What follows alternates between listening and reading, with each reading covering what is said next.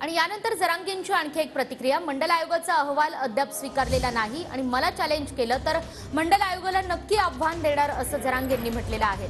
छगन भुजबळांच्या आव्हानानंतर मनोज जरांगेंनी हे प्रत्युत्तर दिलंय। तुम्ही कोर्टात जा, आम्ही सज्ज आहोत असं मनोज जरांगे यांनी म्हटलेलं आहे। दादा, खरं तर छगन भुजबळांची आता पत्रकार परिषद झाली, त्यामध्ये ते असं म्हणता आहेत की 3 कोटी मराठे जे मुंबईमध्ये येणार होते त्याचं काय झालं आणि मंडळ आयोगाला चॅलेंज करायचं असेल तर त्यांनी बिलकुल करावं, अशा पद्धतीचं आव्हान छगन भुजबळांनी तुम्हाला आता दिलेलं आहे। काय प्रतिक्रिया? त्याला सांगितलं होतं मी, तो पुलावर उभा राहा मोजायला म्हणून। 64 किलोमीटर लाईन होती मराठ्यांची आणि एकूण 27 टप्पे होते मराठ्यांचे। ते बी सांगतो म्हणा तुला पहिल्यांदा सांगितलं मी, ते पुलावर थांब एखाद्या बाबा वहीन ते घेऊन। तो थांबला नाही, तुला कसे दिसते 3 कोटी मराठी? एकदा सांगतो मी, सामान्य ओबीसी बांधवांना महाराष्ट्रातल्या गावखेड्यातल्या, त्याला आणखीन समजून सांगा। मला चॅलेंज देऊन तो चॅलेंज करायला लावून गोरगरिबाचं वाटोळं करेल। याने जर पुन्हा पुन्हा अशा काड्या करायचा प्रयत्न केला तर मंडल कमिशन हा स्वीकारलेला नाहीये।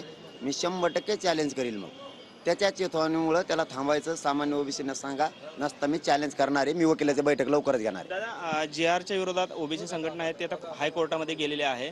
गणगोत आणि सगेसोयरे या शब्दाच्या विरोधात हे हायकोर्टामध्ये गेलेले आहेत। तुमचं काय उत्तर असेल?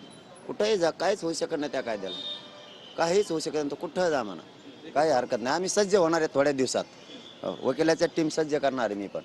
मुख्यमंत्र्यांची एक वेगळी भूमिका आहे आणि उपमुख्यमंत्र्यांची वेगळी भूमिका आहे। कुठेतरी सरकारने आपली फसवणूक केली का या माध्यमातून? नाही, फसवणूक नाही।